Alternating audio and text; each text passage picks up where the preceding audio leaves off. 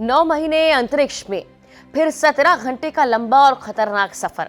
इसके बाद भी जब सुनीता विलियम धरती पर पहुंची और कैप्सूल से बाहर निकाली गईं, तो उनका जोश और जज्बा बरकरार था। उनके धरती के करीब पहुंचने से लेकर स्प्लैश डाउन और फिर कैप्सूल से बाहर निकाले जाने के बाद उन्हें कहां ले जाया गया, ये सब कुछ इस वीडियो में हम आपको बताने वाले हैं। लेकिन पहले जरा धरती पर लौटी सुनीता विलियम की पहली तस्वीर देखिए। नमस्कार, मेरा नाम है मेघना सचदेवा और आप मुझे देख रहे हैं लोकमत हिंदी पर। भारतीय मूल की अमेरिकी एस्ट्रोनॉट सुनीता विलियम्स और बुच विल्मोर 9 महीने से ज्यादा वक्त स्पेस में गुजारने के बाद पृथ्वी पर लौट आई हैं। उनका ड्रैगन स्पेसक्राफ्ट भारतीय समय के अनुसार बुधवार सुबह 3:27 पर फ्लोरिडा के तट पर पानी में लैंड हुआ। एस्ट्रोनॉट के ड्रैगन स्पेसक्राफ्ट में सवार होने और स्पेसक्राफ्ट का हैच यानी दरवाजा बंद होने के बाद उनको स्पेस स्टेशन से पृथ्वी पर लौटने में करीब 17 घंटे लगे। इसके बाद बोट लेकर मौजूद टीम ने हैच खोलते हुए सभी को निकाला और जरूरी मेडिकल जांच की। इसके बाद सुनीता और बुच के क्राफ्ट के लैंड होने के बाद बोट से उनको निकालने का वीडियो भी सामने आया है। अंतरिक्ष यात्रियों को लेकर आई ड्रैगन कैप्सूल ने पैराशूट के साथ समुद्र में लैंड किया। ये बहुत रोमांचक था। कैप्सूल के समुद्र में उतरने के करीब 10 मिनट तक सिक्योरिटी चेक चलता रहा। कैप्सूल को कुछ वक्त के बाद खोला जाता है।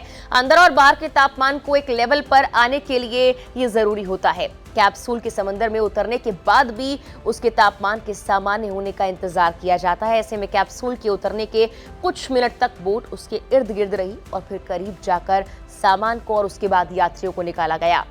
ये अंतरिक्ष यात्रियों की घर वापसी का सबसे रोमांचक पल है। करीब 46 मिनट के सफर के बाद ड्रैगन कैप्सूल किसी माहिर पैराशूट की तरह इस तरह फ्लोरिडा के तट पर समंदर में उतरा। जैसे ये लम्हा स्क्रीन पर आया, नासा के वैज्ञानिकों के चेहरे खुशी से खिल उठे।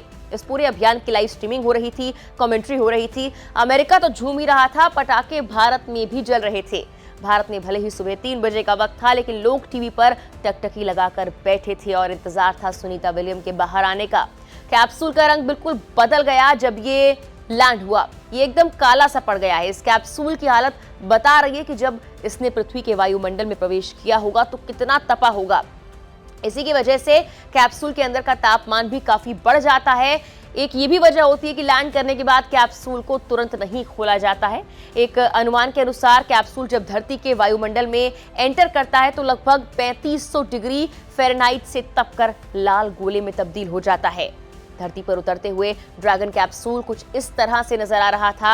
ये वो लम्हा था जब वो धरती के वायुमंडल में घुसा ही था और इसके कुछ मिनटों बाद जाकर इसने स्प्लैश डाउन किया। धरती के वायुमंडल में मौजूद सूक्ष्म कणों, गैस आदि से इतनी रगड़ पैदा होती है कि कैप्सूल आग के गोले में तब्दील हो जाता है। यही वजह रहती है कि करीब 7 से 10 मिनट तक कैप्सूल का संपर्क भी टूट जाता है और ये 10 मिनट काफी अहम होते हैं। बता दें कि सुनीता विलियम्स और बुच विल्मोर बीते साल जून में नासा के क्रू फ्लाइट टेस्ट मिशन पर गए थे। ये मिशन बोइंग के स्टारलाइनर स्पेसक्राफ्ट के एस्ट्रोनॉट्स को स्पेस स्टेशन तक ले जाकर वापस लाने की क्षमता को टेस्ट करने के लिए था।